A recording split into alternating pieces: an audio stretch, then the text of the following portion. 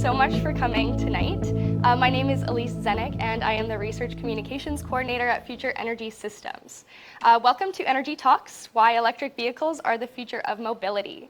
Now, before starting, I would like to respectfully acknowledge that the University of Alberta and the Edmonton Public Library are located on Treaty 6 territory and the North Saskatchewan River territory of the Métis Nation of Alberta, a traditional gathering place for diverse Indigenous peoples, including Cree, Blackfoot, Métis, Nakota Sioux, Iroquois, Dene, Ojibwe, Saulteaux, Anishinaabe, Inuit, and many others whose histories, languages, and cultures continue to influence our vibrant community. As we explore energy systems, we acknowledge the territories, communities, and peoples that have been essential partners in our research. We are truly grateful to have the opportunity to work, study, and live on this land. Future Energy Systems was launched in 2016 with $75 million from the Government of Canada's Canada First Research Excellence Fund to help Canada transition to a low net carbon energy economy. We focus on multidisciplinary research that develops energy technologies of the near future, integrates them into today's infrastructure, and examines possible consequences for our society, economy, and the environment. We also contribute to the development of solutions for challenges presented by current energy systems. We have over 100 active projects, 150 researchers, 900 grad students, postdoctoral fellows, and highly qualified personnel who have partaken in future energy systems research.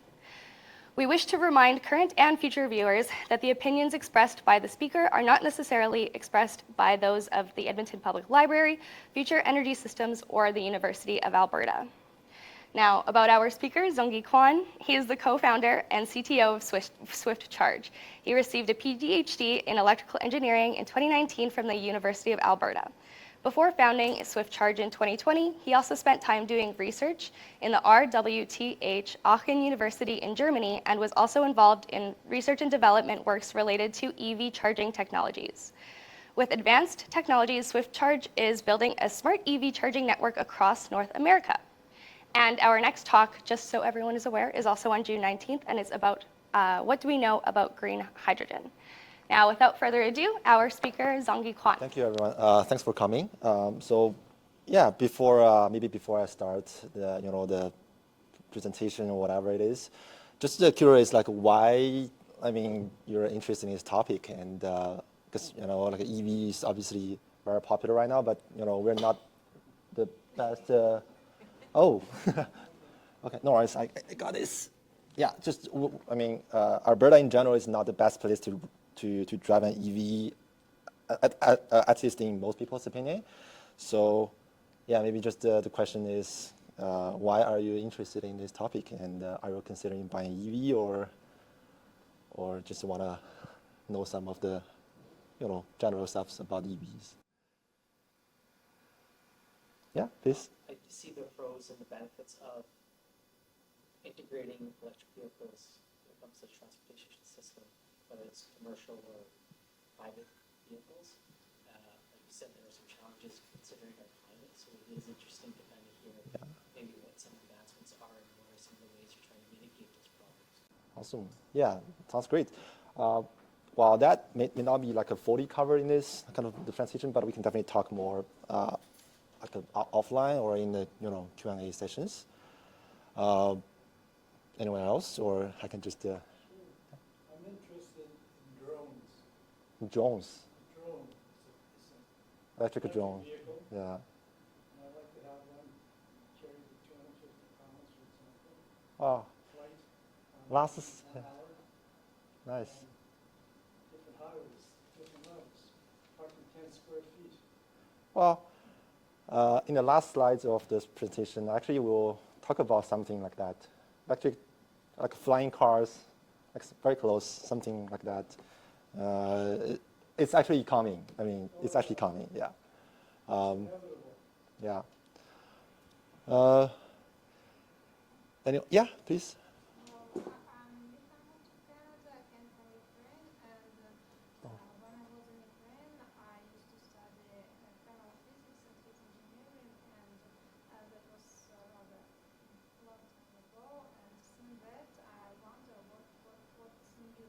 What's new? Changes and what's new appeared in the energy sources or some Awesome. Thanks. And yeah, and welcome to Canada. So, I mean, overall, I want to make this presentation kind of very general. So there's nothing about technology, I mean, in details, but more of like an experience and like why we want to drive EVs and what's the experiences of driving an EV, especially sometimes like there are some like misunderstandings about EVs.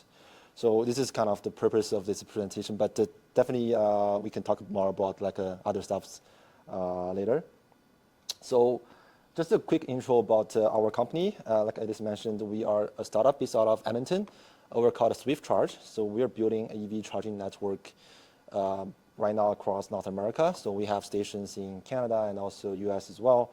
And we're growing, and we mainly build stations at hotels where people just charge overnight and travel long distance. But that's not important. And we also build the charging stations at the University of Alberta. And if you ever notice, there are 2 stations at the U of A. One is at the Windsor Car Park, where there are 8 chargers on the first level, south side of the parkade. And there are also 12 chargers in Stadium Car Park. And we're helping U of A managing the chargers using our software that we built in-house in Edmonton. And it's being used a lot, especially when it comes to warmer time. Like it's being used a lot. So yeah, it's been a pretty awesome project. So EV, electric vehicle. Most people probably just familiar with Tesla, but there are actually a lot more different types of EVs out there, like a Volvo, Hyundai. Basically, every brand has their own EV models, and it's not necessarily just a Tesla. And obviously, Tesla is the biggest one, has over like a 50% of market share in North America, but others are catching up. So if you are ever looking for an EV, don't just look at Tesla. I mean, Volvo, Hyundai, or Honda, and other brands, Mach-E, Ford. They all are like newer ones, like a Rivian, and more expensive ones like luxury, like a Lucid, are also very good cars. Question. Yeah. China's come up with an $11,000 electric vehicle. Yeah. And the United States is upset over that. They want to double the tariffs, 100%. Quadruple, yeah. I don't know. What do you think of that? We should have $11,000 EVs here in Canada? Well, we can have like a QA after, but just to answer your question, so I mean, like EV is not anything special, so it should be affordable. So there should be different different cars, like a more affordable ones and more luxury ones, just like other cars. So I mean, definitely, I want to see more affordable EVs on the road in Canada, in the US as well. And if you look at Asia, Europe, even like basically anywhere outside of North America, there are more affordable EVs. So yeah, it's coming. I mean, Tesla is even making like a $25,000 car, so it has to come. Otherwise, like how can everyone afford an EV, right? So just don't just look at Tesla, but all the other cars, they are also very good. So EV is not like I mentioned, it's not a special car. It's actually a much simpler car than like gas cars. Like it doesn't have the internal combustion engine, which is very complicated. It's just like the toy cars we played when we were like little. The battery and the motor, and it can run. So in a nutshell, or put it in a simple way, is that so it has a battery, it has a motor, and the battery will power the motor through something called inverter, and it will drive. And obviously to charge the cars, so this is something like a kind of the structure of an EV. So in addition to the battery and motor and the inverter, there are some other things like onboard charger, which is a charger in the car which like when you charge a car, there's something like you see a wall charger on the wall, you plug it in, and actually it's the actual charger is on the car. It's called an onboard charger, and that one is controlling the current, controlling the voltage that charges the battery. But that one is something we call like a slow charger in general, like an AC charger. I'll talk about that later. And if you want to do fast charger, you usually just hook up the charger directly to the battery and just pump the energy inside the battery directly. So that can do the fast charging. So obviously there are some other things that regular cars also, like gas cars also have, like the thermal, like the cooling system, AC system. But basically EV is a much simpler car compared to a gas car. And that's why also like people have noticed that EVs are more spacious, because the motor is much smaller than the internal combustion engine. So that's why Tesla has this frunk, right, like other cars don't have, because everything is so compact, and you have more space for storage and more space for passengers. So basically, when you look at a EV, when you want to buy EV, you want to look at different specs, like a battery size, because that means like it determines like how long you can drive the car in just one charge, and also charging speed. Different cars comes with more or less the similar like charging speed for like a long-term charging or slow charging, but the spec is like a fast charging. Like different cars can accept different level of fast charging. And if you remember, I'm not sure if you follow, but Porsche, when they launched their new Taycan EV a few years ago, they advertised on the charging speed, because they were the only one that can do like a super fast charging, like a 10 minutes charging at that point. But now other cars are coming, so charging speed is definitely something you want to look at. Obvious cost, everyone wants to drive a car that's more affordable. And other performance, if you're interested, like acceleration, which is something EV is very, popular for. Like when I tried different EVs myself, I also want to kind of, push the pedal down and just enjoy the acceleration, the feeling, and also some like entertainment systems. And it's also something like people very interested in. Because now you have a huge battery bank in the car. You can actually watch a movie, play video games while you are waiting for someone. There's a lot more you can do with EVs. So yeah, so that's basically something like about the car. And charging is probably the next thing that people are very interested in. So charging is actually more complicated than everyone thinks. So because of different charging speed and also different standards of the charging connectors. So in North America, we have basically 3 types of connectors. We used to have 4, but now there's one called CHAdeMO is not being used anymore. So now we have 3.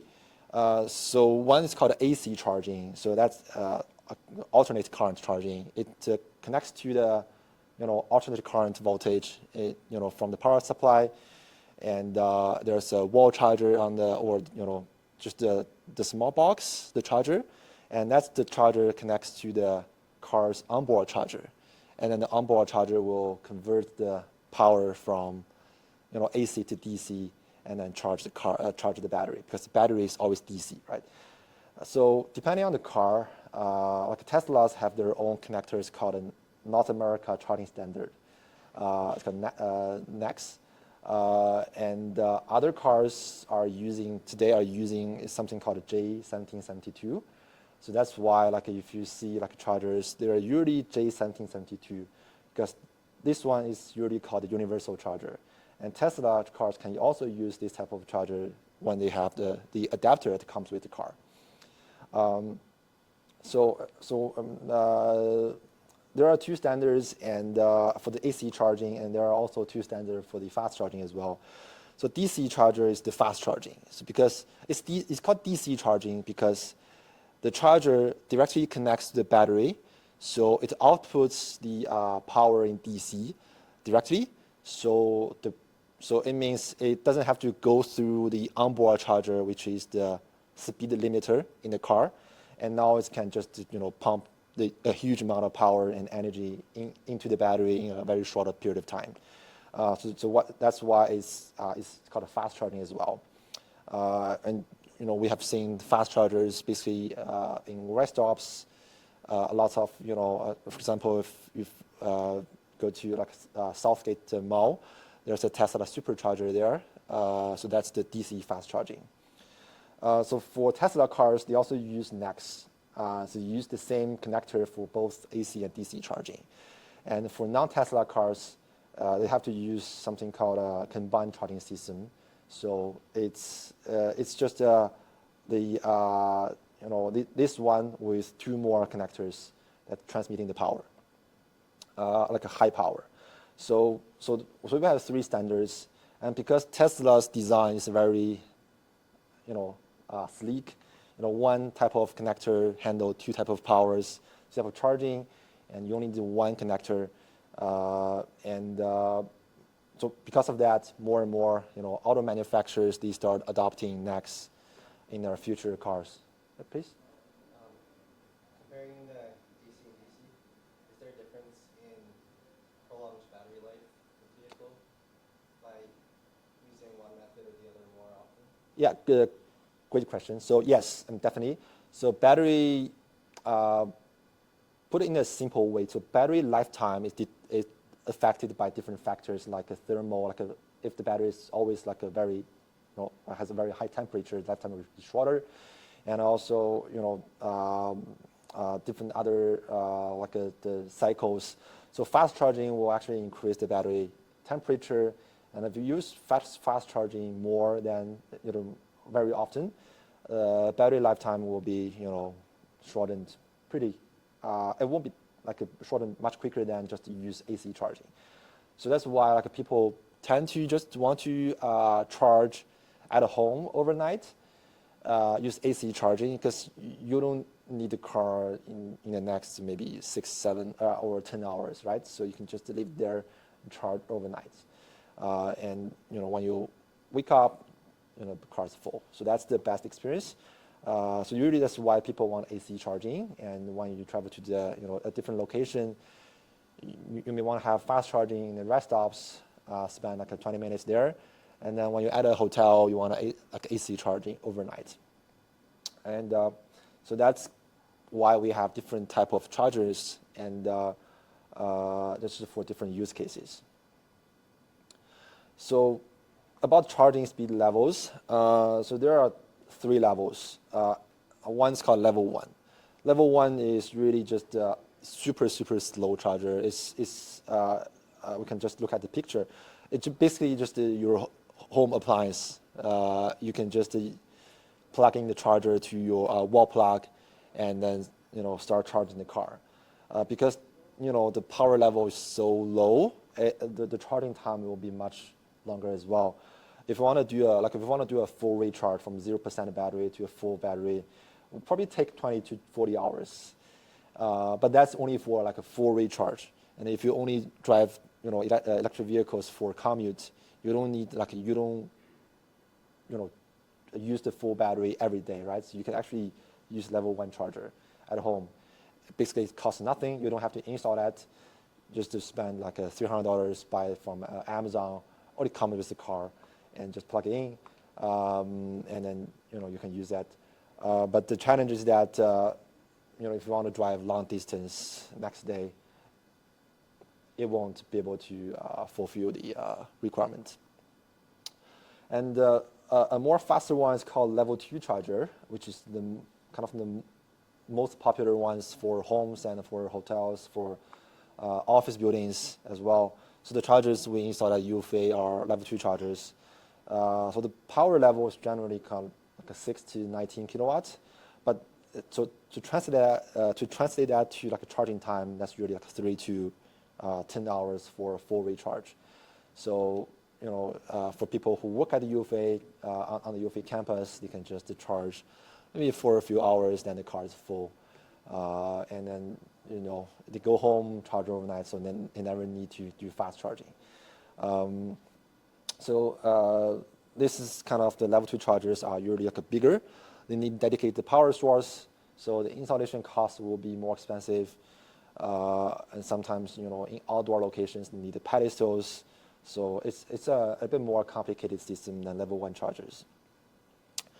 And also there's the fast charger. It's called DC fast charger. People sometimes call it like a level 3 charger, but I mean, at least when I was doing my PhD, there was no term called a level 3 charger. It's really called a DCFC, but it is what it is. So people call it level 3 chargers. So yeah, it becomes a term. So fast charger, the power level is just very high, as low as 30 kilowatts, as high as like 320 kilowatts. Just to put it into perspective, a home, like for a single family home in North America, the power usage, like an average power usage a day, like in terms of the peak power, is really like 3 kilowatts when you don't have an EV charger at home. So like 30 kilowatts is enough to power 10 homes, and 320 kilowatt is enough to power over 100 homes. So that's why sometimes people will say like, what about the power grid, which is something I will talk about that as well later. So DC fast charger is definitely causing some stress over the power grid, and even level 2 chargers, like as I mentioned, like for a 3 kilowatt home, you have a 6 kilowatt charger. Now you have like a triple the power at home, and if everyone charging at home at the same speed, utilities will have the problem. So with the fast charger, it definitely will be able to charge the cars in a much shorter time, like 15 minutes to 60 to 1 hour. That's just what you need at a rest stop. So that's the really what it's called. It's a big box for the fast charger. And yeah, so that's the charging. So it's kind of the basics about EV and how we want to use EV. And the next thing I want to talk about is like why people are starting to look at EVs. There's misunderstandings about environmental benefits and also some other like experiences, power grid issues. So this we'll cover this from here. So about the environmental benefits, we've heard people talking about like EVs is not actually environmental friendly because manufacturing battery will cause emission. How we're going to recycle the battery, and all kinds of reasons, which are all reasonable because those are actual carbon emission reasons. But we have to look at EVs from a life cycle perspective, like from the raw materials to end of life. So if we look at the EV's life cycle from this perspective, EVs is still it's much more environmental friendly than other cars. Like for the manufacturing, yes, it will have a higher emission at the first like auto factory, but it doesn't have the pipeline tailpipe emissions. It doesn't have the like a lot of emissions during the operating. So the operating emissions is much smaller than other cars. And then when we, at the end of life of an EV, the batteries can be recycled, like lithium can be recycled and make new batteries. And there are also companies retrofitting the EV battery, retired EV battery for other purposes like a grid, power grid storage, something like that. So it's called a second life EV battery. So that will further reduce the life cycle emissions of the EVs. So if you look at this, we'll see that the lifetime EV emission is kind of much smaller than the gas cars. Please.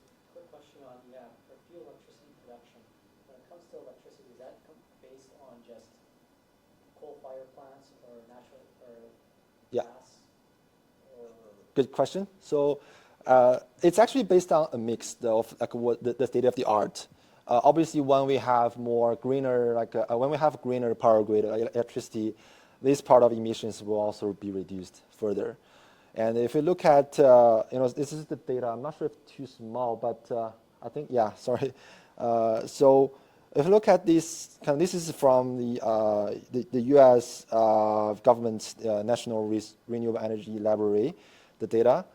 comparing kind of EVs and other gas cars. So this is EV and this is gas cars. This is hybrid and this is plug-in hybrid. So 4 types of cars.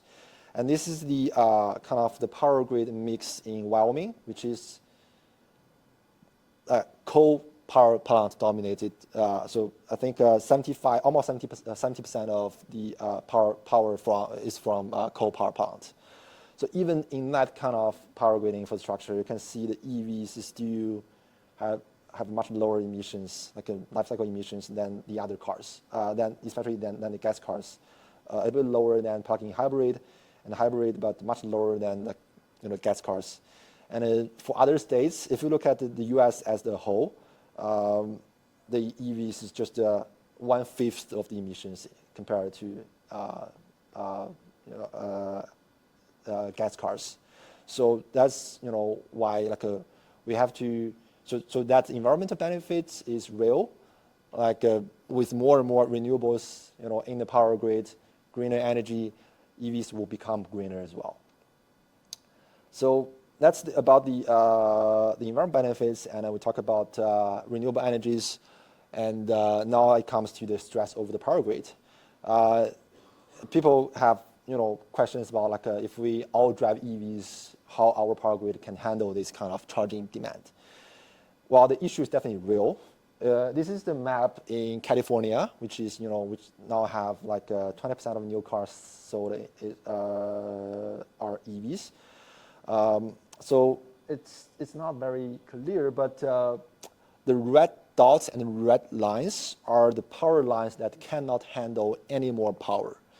So it just if people install one EV charger in these areas, power outage. So that's why in California they have been they're not allowing people to installing even ACs. So the power grid issue is real, especially in the U.S. where the infrastructure is much older. Well, in Canada, in Alberta, the power grid is much better in general, but in BC it's not that better, especially on the Vancouver Island. But overall, the issue is real. If everyone is driving EV, everyone's charging at home, this won't the power grid won't be able to handle that. And also, if we look at the data, if with more and more EV adoption and also other electrification trend, the electricity demand will increase by 38% by 2050, which is 25 years from now, maybe 26 years from now. So it could be even more if the EV trend is going faster in the next few years. So definitely the issue is real, but that's not. The issue is real, but it can be solved by using renewables. So we can solve the issue by actually using the renewables, and in a simple way, something we have developed at the U of A in the past several years is something called a microgrid. So we actually put things like a solar PV, battery systems on the same infrastructure with EVs. So you can consider we're not pulling a lot of power from the power grid infrastructure, and we're actually just using the local renewables and the energy storages to offset the challenges, offset the power stress over the infrastructure. And at the same time, because we have solar PV, we have batteries, we maximize the utilization of renewable energies and actually make charging greener. So we can use renewables to solve both problems, environmental problems and also grid infrastructure problems. And it actually saves money because a lot of people don't know about this. It's actually utilities determine the electricity bills based on the infrastructure they have invested in, right? So they need to have a return at 9% a year, for example. And by putting in a lot of renewables, the investment is much lower than putting new cables, new copper, new iron cables, transformers in the power grid infrastructure. So it's actually a much cheaper solution compared to just simply upsizing the grid infrastructure. And with more and more renewables, especially in Alberta, we have lots of sunshine. We can put in solar panels on our rooftops and charge at home, and we can add a battery and then just to charge, to store the energy during daytime and charge overnight. So then, we don't cause any stress over the power grid infrastructure. And that's actually saves you money, because something people don't realize, it happened quite a few times in Alberta already. It's called Tesla NACS. So it means that when someone bought a Tesla at home, that news is Tesla, so it doesn't have to be a Tesla. Someone bought an EV at home and want to charge at home, they need to install the charger, right? So they need to upsize the electrical infrastructure at home, the panels, and at some point, that triggered the limit of the cable. So utility need to come there to, change the cable. So basically, dig up the cable, like open the, walkway and dig up the cable and change the cable. It cost that, I think that cost that owner somewhere around $40,000. It's almost a new car. So if you actually have solar panels and batteries, that cost probably your $10,000 at home, and you can actually save money, and also you charge the cars using your own energy produced at home. You don't actually need to pay a lot of electricity cost. So yeah, by leveraging renewables, we can definitely save money, and also save it's not just to save the problems for the utilities, it also saves money for ourselves. Yeah, and the next thing I want to talk about is the experience, like why, I talk about like environmental benefits, some other issues using renewables. And what people also are interested in is the cost saving, because a lot of people are buying EVs because they can save money. Electricity is much cheaper than gas, right? So here's the comparison based on the same like a driving range, like annual mileage. If we drive kind of a gas car, let's just say 8-liter gas per 100 kilometer. It's a very nice car already. So based on the gas price on average, we have lower gas price, but in BC, in Ontario, in the US, gas price is much higher. Let's just say $1.50 per liter. So the annual gas cost is somewhere around like $1,800.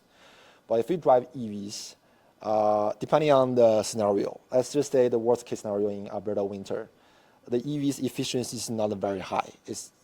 It costs you like a 25 kilowatt hour, which is the unit for measuring the energy per 100 kilometer. And just in winter, because the battery needs to provide more power for the heating, so that's why its efficiency is lower. And with the fuel price, 30 cents per kilowatt hour, which is a little bit much higher than our electricity price at home. But considering we travel a lot, so this is kind of the high price scenario, we will spend somewhere around $1,125 on charging. So that's already kind of much lower than the gas price, right? And this is already the worst case. But if we kind of have a more normal use case, we could save almost 70% of cost on the gas. We like on the annual fuel cost is only like $450. And actually, just the more you drive, the more saving you have. And that's why I have seen like a lot of taxi drivers and Uber drivers, they actually drive EVs. Because when I talk to them, as was kind of many times, I asked them why do you want to drive EV for running Uber? And they always say save money, save $800, $900 a month for them because they drive so much, right? So the more they drive, the more the money they save, and there's actually a return on the car. And also in many cases, a lot of workspace, a lot of office companies, they provide free charging for their employees. So I know like some of my friends in the US, they charge at their company primarily. Their annual, like they showed me that their screenshot, their annual charging cost is literally zero. so like a free fuel, yeah, so that's cost saving. And on top of that, you also have like less maintenance cost as well. So basically driving an EV saves money. And the other thing is long distance travel. So obviously EV range is a big problem, like in many people's mind. Like these EVs may be perfect for commutes, but can we actually drive EVs for long distance? Well, definitely the answer is, well, we can. It's still a challenge, but we definitely can. So not only it can also save us money and also time as well, which is a little bit contradictory compared to what people generally think.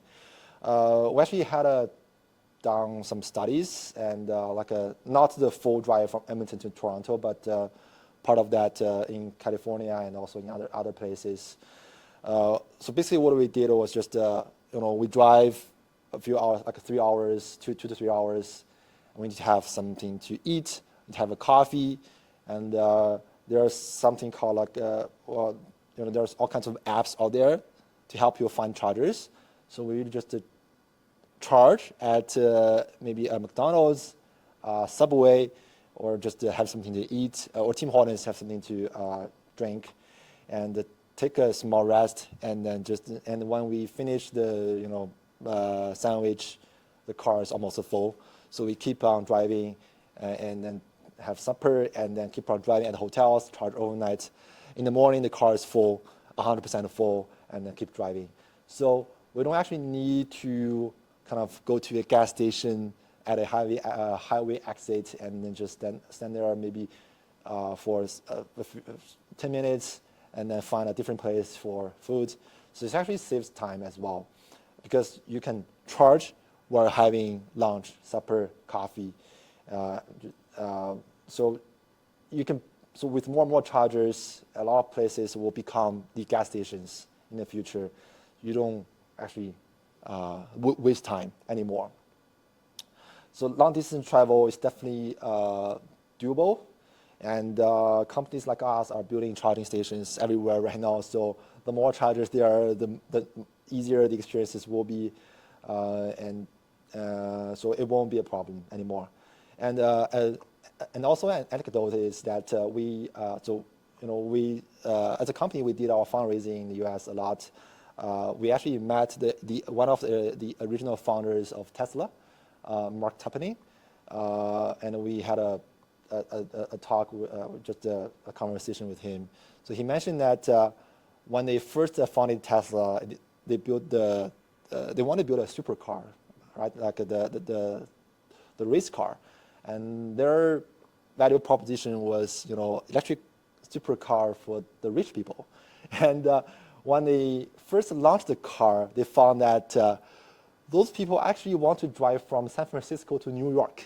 So they had to come up with something for charging. So that's why in the early days, there's only you've seen some old Tesla chargers at some high-end hotels.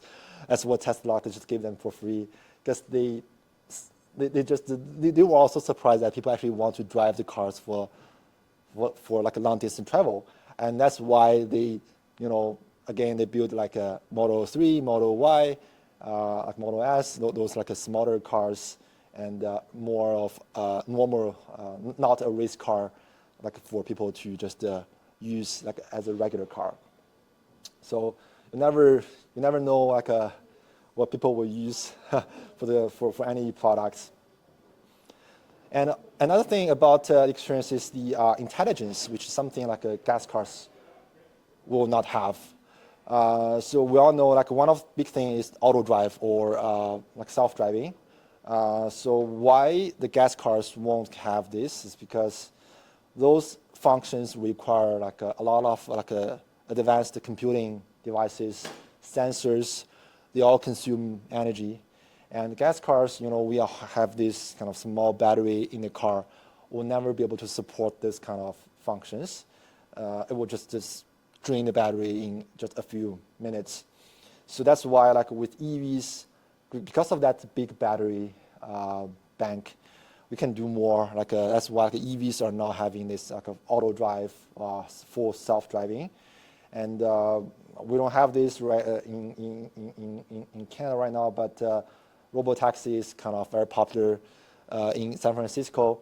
I joined the wait list, and now I can hail a robotaxi now. Like next time when I'm in San Francisco, but some of my friends did that. It was pretty fascinating because it just hop in the car and the car will drive itself. And obviously this is still new, and auto drive will still make mistakes. Like they will make turns at the wrong place. They will, I watched a lot of that on YouTube. But the machine is learning. Is learning, when more and more people start using auto drive, it actually might be much easier for people for the machine to make it right.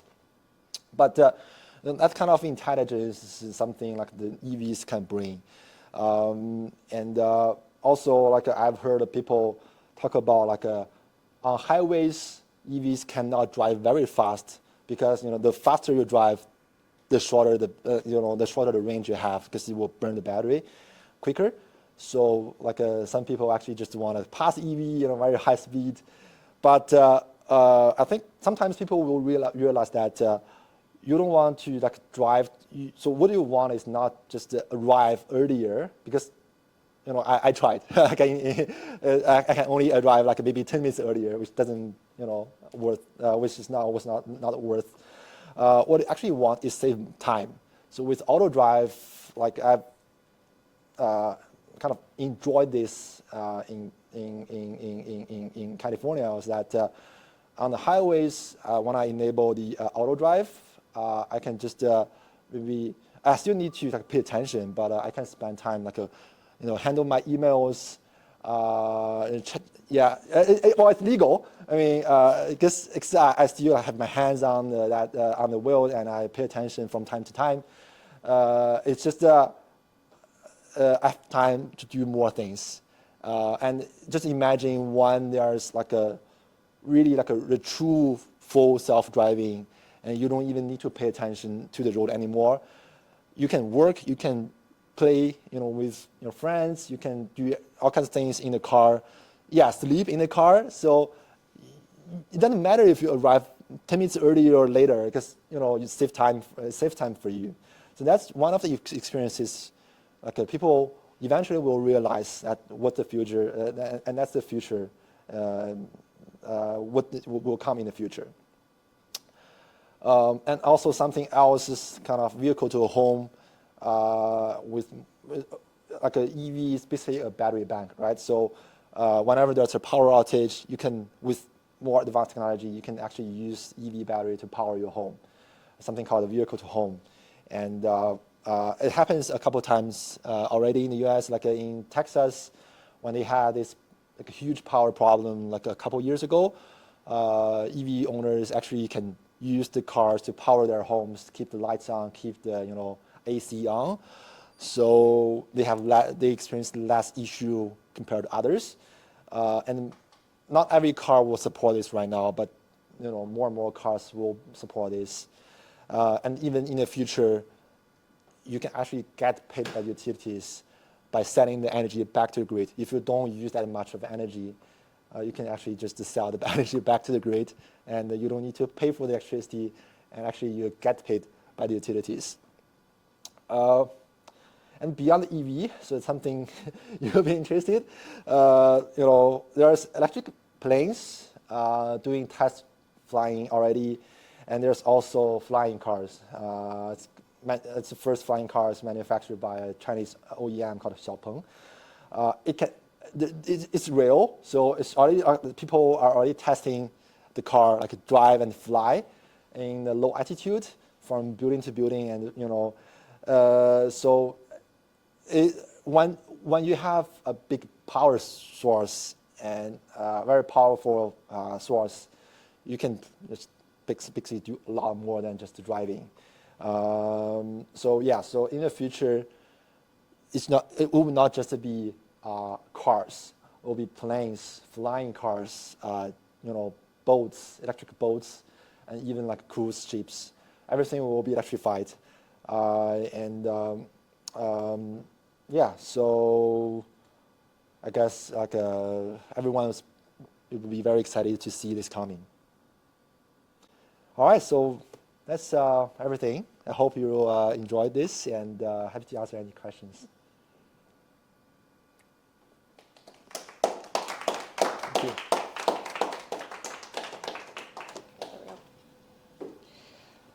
So we do have some time for some questions. We have about 45 minutes for question and answer section. So yes, the floor is all of yours. I had a question about, hi. I had a question in regards to, you were saying when it comes to accelerating and driving really fast, how do we take into account about like tire wear as well, considering one that, someone out driving conservatively, but also the weight of the car? Great question. So tire, it's definitely, will cause some damage to tire. First of all, I don't think everyone will just like a jump start every time. It's more of a fun thing to do. But it will still, wear, the tire will wear out faster because, also you mentioned like the weight of the car.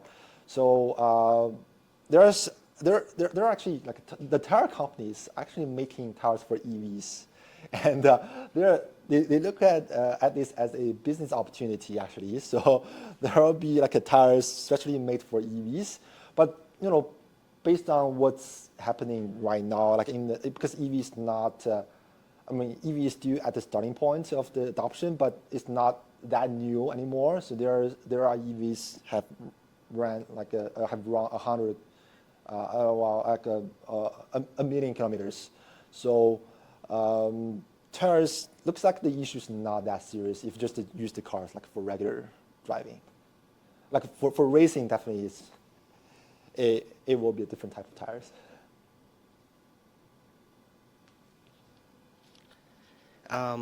What separates you from other electrical infrastructure companies like ChargePoint, Flow, and Supercharger? I didn't expect this. So I guess several things. So ChargePoint and Flow, they're more of manufacturers. So they manufacture and sell the chargers. We're more of ChargePoint operator, like we operate the system. So it's kind of positioning will be different. And in addition to that, so we're not just like I mentioned, we built some like a microgrids in the past, and at the UFACE project, we actually like a kind of integrate UFACE solar PV systems on campus with EV charging, sort of like use solar panels to charge cars. So we want to use EVs to solve the grid problems, because we build a software platform that manages EVs, and as well as other renewable energy systems and energy storage systems, which is something other EV charging companies are not doing. So that's And is your plans for the future of the company to expand the network throughout Canada, or would you want to get into the manufacturing in that market as well for your growth? We are not a manufacturer, so we actually use third-party chargers. So we can, we add our control to it. We add our control platform to the chargers. So we are not a manufacturer. We can actually work with Flow or ChargePoint or any other company, and our platform is kind of hardware agnostic. So any charger out there we can work with them. Thank you. You're saying that integrating or creating microgrids has been explored leasing space on established infrastructure like a lot of strip malls to integrate solar panels to then solve that particular issue? Well, we do integration. We do integrating EVs with other stuff like renewable solar panels, solar PV systems, battery systems. Usually we just integrate with existing systems. So let's just say a strip mall, they're interested in EV charging infrastructure. And what we do is usually we do a site assessment to see if the infrastructure is enough to handle the charging demand. And in many cases, it's not enough. So we then add other stuff like battery system to offset the charging power, other renewables, if the site makes sense. So it's kind of a case by case scenario, and in many cases there are already like solar panels out there, and we just use that, help them save money as well, help them save the electricity costs as well.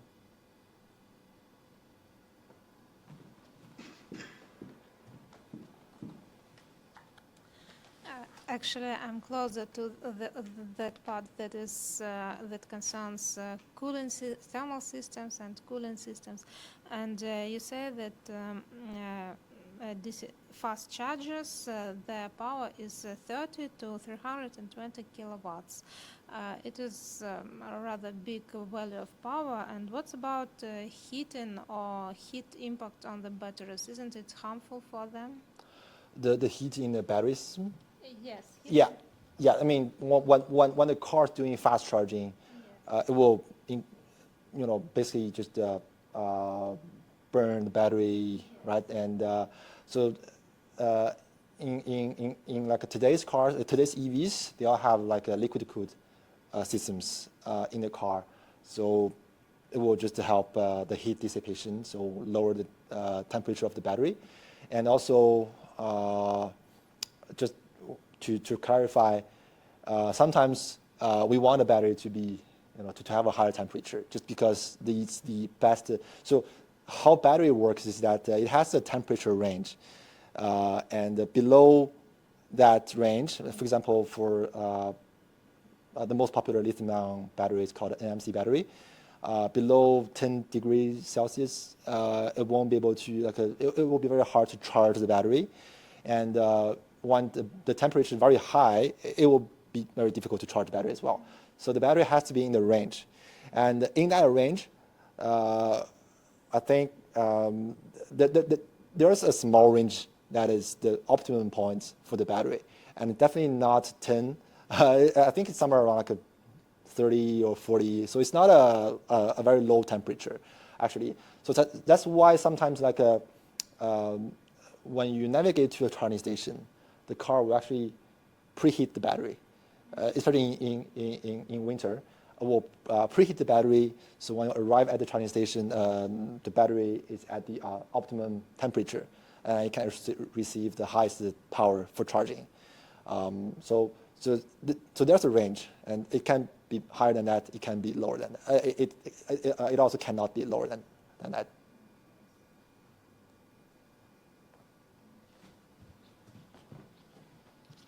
So you talked about some common criticisms of EVs, such as lithium batteries and how to recycle them. You said that they are recyclable. So if that's the case, where is this criticism coming from? Great question. So I guess there are two steps. So not necessarily two steps, but there are two different ways. So one is there are companies doing something called a second life EV battery. So basically, they have the retired battery from the car and repurpose them into the energy storage systems for grid services, like for the power grid. Because overall, the power grid has less requirement than cars on the batteries. So even though the battery is retired from the car, it still is very good battery for the grid service applications. So they repurpose those type of batteries and extend the lifetime of the battery. And there are also companies doing recycling, so they basically like tear up the battery and extract the lithium and make them raw material again so that they can be made into new batteries. And there's cobalt and there's different kind of metals and carbon-based materials in the batteries. So they will just recycle everything. And then the new materials will be made into new batteries or other things in the future. So that's one thing I think EVs has an advantage over. Another thing EV has an advantage over gas cars is that when we burn the gas, it's gone. It's not renewable, right? But lithium is recyclable, so it can be made into new batteries. And this has been commercialized, so there are companies doing this already. It's just not that we're not at that massive adoption stage yet, so they're not very popular.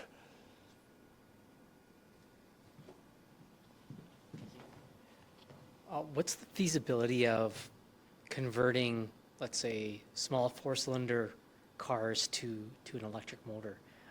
That's an interesting question. So converting a car, I know people doing this as a hobby, like they convert their like cars into EVs. They put batteries in the trunk and add motors, and I mean it's feasible at a hobby level, but it's definitely not feasible from a commercial standpoint.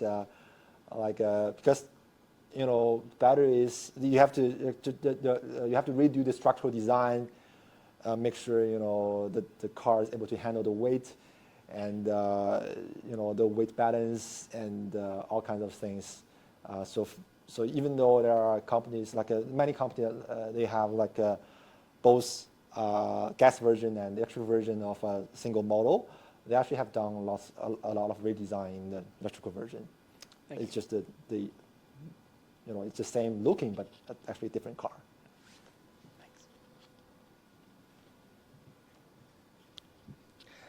Thanks. You mentioned, not this question, but the one before, that we weren't at a point to purely recycle into the new cars or something like that. And I kind of follow up from that, trying to figure out where we are today in the landscape of renewable energy. And so my question is, at what point will the rate of renewable energy savings of renewable energy sources like solar panels, windmills, etc., pass those saved by electrical vehicles? And perhaps how does buying used cars come into this? What position are we in our economy to do our environment the most justice? So let me just, I think the first question is more about where are we at the renewable industry at the return or the earnings or the? Purely for a renewable, if we're thinking about our environment, what's the best thing right now to focus on? The electrical, recyclability, the charging network, renewable energy. So I'm a electrical engineer as well, and I'm trying to figure out what industry is right now. Yeah, I think it's. I think we have to do this at the same time from from the societal level. We have to have charging infrastructures, right? And otherwise, people won't be able to find chargers. People won't buy EV, right? So there's a chicken and egg chicken thing. So it has to happen at the same time. And with more and more charging infrastructure and more EV adoption, definitely there's stress and challenges on the power grid infrastructure. So that's why we have to put in more renewables and storage systems into the power grid at the same time. So it's kind of it's kind of three pillar. We need to kind of build these three pillars at the same time, and yeah. So I guess just there's no. I guess everything is priority. There's not one dominant. Right. Better Yeah. energy source. It has to be collaborative. Yeah, it has to be a collaborative effort. Yeah. And then I kind of have one more. How would, California is planning to ban gasoline vehicles? A lot of, yeah. A lot of places. Yeah. How far away would Alberta be from something like that? I mean, to be honest, I don't know, because I mean, we have seen like even there'll be a new tax. I hope that's not become a real thing, but I've heard I've seen the news about a new tax on EVs owners. So I think just being honest, I don't think will be 100% EVs on the road in the future. It has to be a mix of different things. Maybe maybe there will be more EVs, but there will still be gas cars. Not pure gas cars. Maybe that's hybrid cars and also hydrogen car like trucks for long distance travels. Hydrogen can be very useful for trucks, semi trucks for long distance travels. But I don't think. I mean, I think California will, and also I think we have this 2035 ban for gas car sales. So only they will ban the sales. That's the policy for now, but it could change in the future. So a lot of things will happen, and in terms of Alberta, where I think we've seen more and more EVs on the road in Alberta. I've seen actually several EVs on the road in the winter. Once was minus 35 C. So people are actually starting to realize that it's not a big problem, right? It's not a big problem to drive EVs in winter. I drove EVs in minus 35 days. It was not a problem as long as you don't travel very long distance, right? And even you travel long distance, you can still find fast chargers on the road. So people will start realizing that buying EVs will actually bring more, better user experience, especially when there will be cheaper EVs available, or more affordable EVs available. More people will start buying EVs. I think that's one we will see some policy change in Alberta.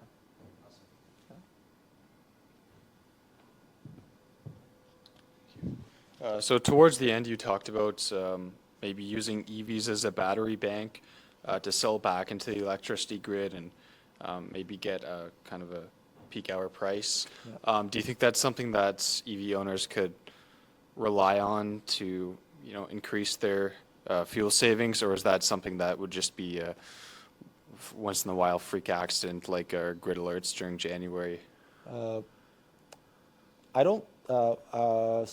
I think for a single a home just a EV owner, it's going to be hard to make it a very reliable source of income. Let's just say it can definitely reduce electricity costs, right? And on a continuous basis, because you have people usually have a very have a routine of how they use the cars, right? So how much energy you need to charge every day. So if you just do commute, you probably have a lot of energy left in the car, and you can just use that to just earn some extra income. But it won't be a huge revenue source. I mean, it won't be a huge a lot of money. Maybe just a coffee every day, or maybe something like that. But the thing is, it's changing the narratives. So people have more control over their a home, how they use electricity, and more control over the energy cost. Because right now, I think people are starting to complain about increased energy cost, and they don't really have the control of that, right? So having something a more advanced technology to allow people to have control over their costs is more important. Thanks.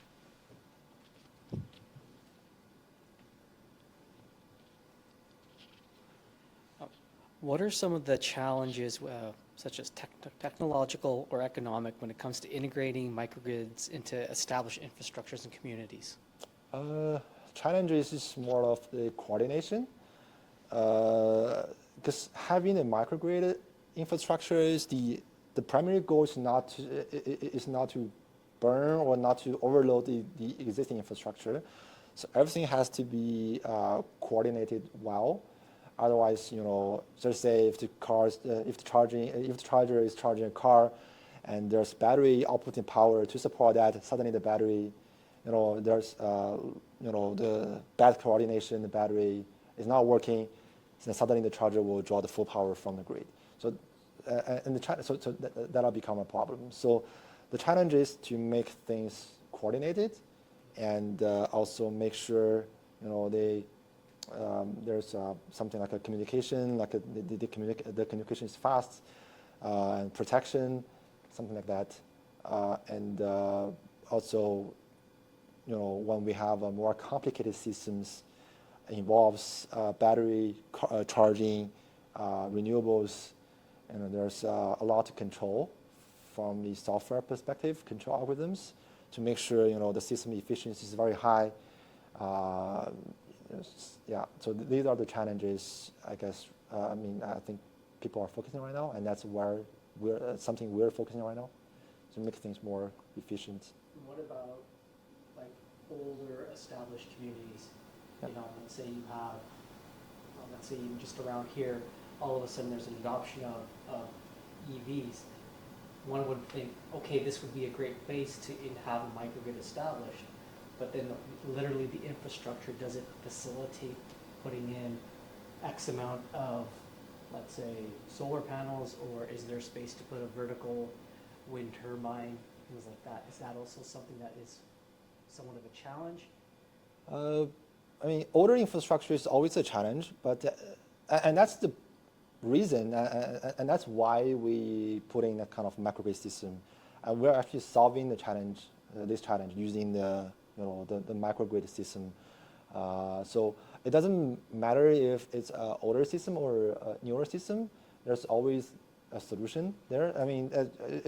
It just comes down to the design of the system, like how large the solar panel should be and how large the battery should be. And even in some of the remote areas, they have this kind of system today, like a kind of a pilot. They have like a maybe more battery system, just more sustainable, like that can sustain a long time, and then just make sure there's no power outage. But it just comes down to a design perspective and design problem. And once we have the design, so the control will come in place to just coordinate everything.